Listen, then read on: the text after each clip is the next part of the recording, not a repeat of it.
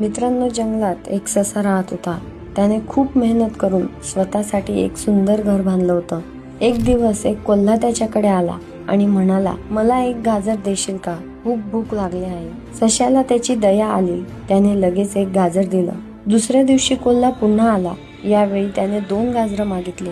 सश्याने विचार केला, काल एक दिलं होतं, आजही 2 दिले तर काय फरक पडतो? काही दिवसांनी कोल्हा म्हणाला, माझ्यासाठी जेवण घेऊन येशील का?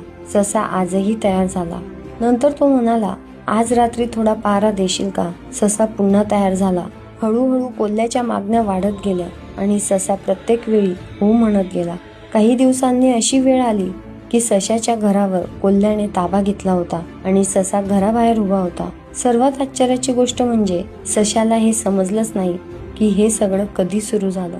मित्रांनो, आयुष्यात अनेक लोक आपला फायदा एकदम घेत नाहीत, ते हळूहळू घेतात. एक छोटी